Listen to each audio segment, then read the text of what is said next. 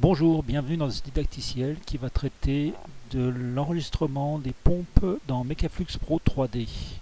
Nous avons la possibilité d'enregistrer des générateurs, des pompes et des ventilateurs dans notre base de données afin d'y accéder rapidement en cas de besoin. Ici, dans notre bibliothèque, nous voyons que nous avons quelques pompes qui sont enregistrées. Ici, sous le dossier, par exemple, de ce type de pompe, nous avons une série de pompes qui sont directement intégrables dans les réseaux et nous pouvons vérifier immédiatement leur point de fonctionnement en fonction du réseau. Il est donc important de savoir enregistrer et ajouter une pompe à notre base de données. Alors ceci se fait assez simplement à partir du moment où l'on possède la courbe de performance de notre pompe. Alors cette courbe de performance, ici pour une série de plusieurs pompes dérivée d'une pompe par exemple de diamètre 124 mm qui est rognée jusqu'au diamètre 102 mm. Nous allons voir comment insérer et créer une nouvelle famille de pompes dans notre logiciel afin d'y accéder en cas de besoin. Dans cette courbe de performance, nous voyons donc l'évolution de la pression HM en mètres de colonne de fluide en fonction du débit en mètres cubes. Et nous voyons aussi l'évolution du NPSH et du rendement dans la même plage de débit. Donc cette pompe, en l'occurrence, c'est une pompe pour environ 1 mètre cubeur. Nous allons voir comment l'enregistrer dans notre base de données. Dans le menu bibliothèque, nous avons l'éditeur de pompe. On clique sur l'icône éditeur de pompe et l'interface d'édition et d'enregistrement de pompe s'active. Donc nous allons commencer par la nommer, cette pompe. On va l'appeler pompe multi-V 1 mètre cubeur. Nous pourrions sélectionner tout de suite un DN et dire que voilà, c'est un DN21, DN, etc., etc. Donc pour l'instant, ce n'est pas notre souci. Nous allons voir comment entrer les caractéristiques de cette pompe, de ce générateur. Alors ça pourrait être un ventilateur ou bien une pompe pour du liquide. C'est la même démarche. La seule différence avec un ventilateur, c'est qu'au lieu de sélectionner mètre colonne fluide, nous sélectionnons delta P Pascal. Aussi pour un ventilateur, nous n'aurions pas donc la courbe NPSH parce qu'il n'y a pas de problème de cavitation sur les ventilateurs vu qu'on est dans de l'air. Donc nous allons voir le cas le plus complexe, en l'occurrence une pompe pour de liquide où c'est qu'il faut rentrer aussi la courbe NPSH. Nous allons voir que c'est pas si complexe que ça. Nous allons rentrer les points de courbe que nous donne le graphique. Alors ici, nous allons rentrer 6 points de courbe. Donc on a un débit qui va de 0. Alors dans notre graphique, nous disons que le débit va de 0 à 3 mètres cubeurs. S'arrêter au point de fonctionnement maximum, parce qu'après le rendement tombe, c'est pas la peine de rentrer une pompe avec un mauvais rendement. Mais nous pourrions pousser jusqu'à donc 1, 2, 3, 3,5 mètres cubeurs. En sachant qu'on sorte son point de fonctionnement, on va s'arrêter donc à 3 mètres cubeurs nous. On rentre la valeur maximum de 3 mètres cubeurs. Et on va rentrer des valeurs intermédiaires. Nous allons relever sur le graphique. Et 1 mètre cubeur. Alors nous avons rentré la plage de débit, nous allons rentrer maintenant les hauteurs manométriques. Nous allons sélectionner donc la pompe de diamètre 124 mm ici. Donc on va la nommer pompe multi-V 1 mètre cubeur 124 mm. Pour mémoire. Ok, on repasse à la saisie des points. Donc à 0 mètre cubeur, 240. Nous voyons le graphique s'actualiser immédiatement en fonction des données rentrées. Nous avons 200, on va dire 18, 5, 200, 2 mètres cubeurs, nous allons dire 178,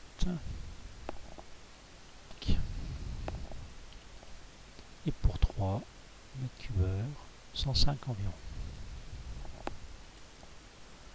Alors nous avons vu que lorsque nous avons rentré nos hauteurs manométriques, le graphique s'est actualisé. Alors nous avons ici en bleu, ce sont les données entrées, et en rouge, c'est la courbe de pompe. Alors les valeurs peuvent être légèrement différentes, parce que lorsque vous faites une saisie, c'est souvent une lecture sur graphique, et les données pourraient être légèrement irrégulières. Donc il y a une fonction de polynômes qui lissent la courbe de manière cohérente. Donc nous avons en rouge la courbe de pompe, qui est un polynôme, calculé en fonction donc des points de courbe que vous avez rentrés dans les différents champs ici. Alors pour ces points de courbe, nous constatons que sur la donnée distributeur, sur la donnée fabricant, nous avons aussi la courbe NPSH et la courbe rendement. Eh bien nous allons renseigner ces valeurs. Nous allons aussi rentrer le rendement en pourcent. Donc voici une courbe de rendement. Donc nous avons rentré les caractéristiques de notre pompe par saisie des points sur la courbe. Pose une photo, c'est pas plus mal. On va voir ce qu'on a. Alors, choisir une image.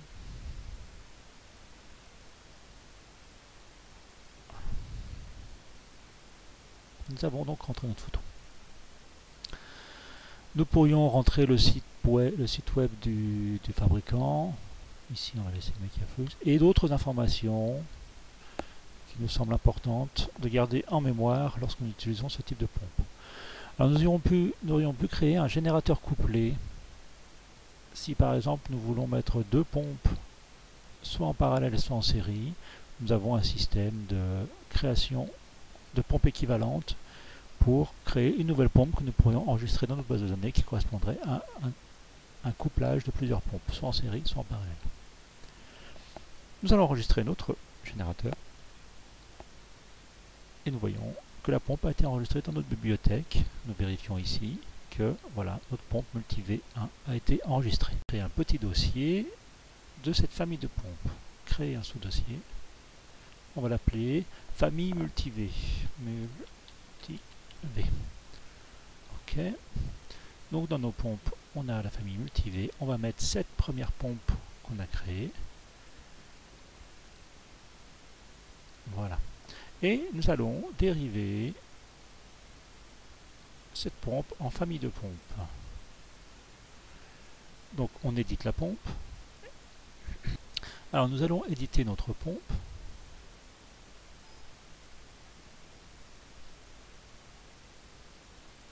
Nous allons rentrer son diamètre d'entrée. On va sélectionner un DN25 et son diamètre de sortie. On va prendre aussi un DN25. Et on enregistre la pompe dans la bibliothèque.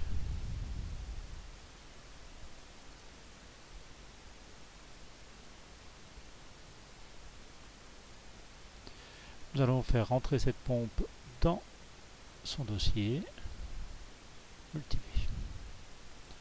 Nous éditons la pompe et nous allons éditer, créer une pompe donc dérivée de cette pompe là. On reprend notre graphique de performance et on va dire que cette pompe là ce n'est plus la 124 mais c'est la 123 par exemple. Et nous allons rentrer donc les caractéristiques de NPSH et de rendement restent identiques. Nous n'avons qu'une variation donc sur ces 6 valeurs à rentrer. Voilà, nous avons rentré nos nouvelles performances pour cette pompe qui a été légèrement rognée de 123 mm. Elle était à 124 dans la taille d'origine et elle est rognée à 123 et on enregistre le générateur donc 123 mm. Ok. On va juste regarder qu'il est au bon endroit. Hop, on va la faire glisser dans son bon dossier. Et puis on recommence sur la prochaine pompe. Allez, on va passer donc dans notre donnée de performance à 121. On crée la pompe 121. Tout simplement en rentrant ces nouvelles valeurs de pression. Donc 121. Nous partons donc à 208, on va dire, etc., etc. Donc nous allons créer ainsi toute notre famille de pompes et l'enregistrer. Voilà, nous avons créé notre série de pompes. Donc, bon, ça nous a pris 10 minutes, mais voilà, nous sommes tranquilles avec cette série de pompes. Elle est disponible pour une utilisation. Et ben on va la tester tout de suite. Tiens, on va ouvrir un réseau.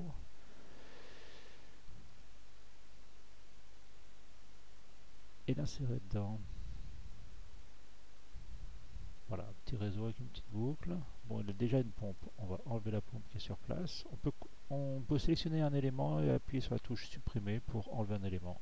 C'est un raccourci habituel pour supprimer des éléments dans les logiciels. Alors, ici, on va vouloir insérer une pompe qu'on vient de créer. On va éditer la pompe. Pour mémoire, cette pompe était de DN 30,5 et le réseau sur lequel on veut la raccorder maintenant a un diamètre de 100 mm. Donc on va forcément avoir un petit problème d'adaptation. Alors deux choix se posent à nous. Soit on a la possibilité dans notre catalogue fournisseur d'avoir une pompe qui a le diamètre donc de notre réseau. Donc dans ce cas-là, on va modifier le diamètre de notre pompe et l'utiliser directement sur ce réseau à 100 mm. Sinon, va falloir poser un raccordement. Alors là, on va en profiter pour développer une petite astuce. C'est quand on a créé un réseau complet et qui commence par exemple ici comme dans notre cas d'un diamètre 100 et qu'on voudrait créer en amont une autre partie dans notre diamètre, on va avoir des petits soucis. Donc ce qu'on va faire, c'est qu'on va commencer notre réseau comme on voudrait qu'il soit. Donc on va créer un nouveau réseau.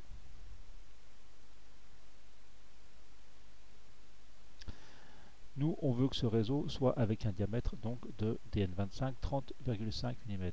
On va aller dans nos conduits, choisir un élément ou le créer si on en a besoin. Ici, on l'a déjà 30,5. On installe notre conduit. On le dimensionne à la bonne longueur. Voilà. Et on va lui mettre un élargissement donc pour passer à 100 mm. Ça nous fera notre adaptation de notre pompe à notre réseau. Agrandir, créer un cône. On va le mettre à 100 mm. Insérer le cône en aval. Et voilà notre cône. Qu'est-ce qu'il nous reste à faire?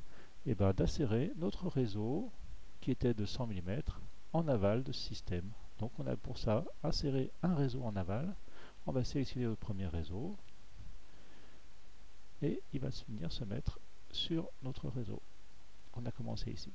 Alors on supprime la pompe qui était en entrée et on supprime l'orienteur ici qui ne sert plus à rien. Et voilà, notre réseau a donc été modifié en entrée.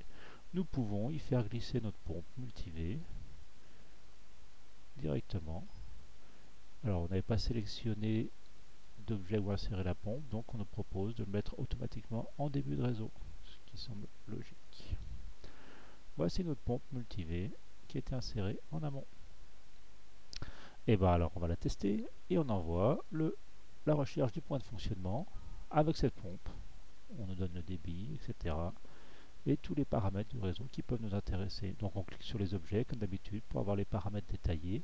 On peut lire ici dans les propriétés les différents éléments et on peut avoir le calcul des pressions colorées par exemple pour y voir clair, ou bien une simulation du test de trajet des particules.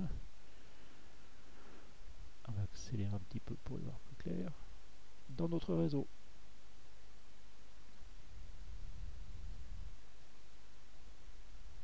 Voilà, donc ici on a une petite boucle avec des vannes avec des degrés d'ouverture différents. Donc effectivement il y a plus de débit dans un conduit que dans l'autre parce que cette vanne est plus fermée, elle est fermée à 75% alors que celle-ci est fermée à 25%. Voilà pour ce petit didacticiel d'insertion de pompe dans un réseau.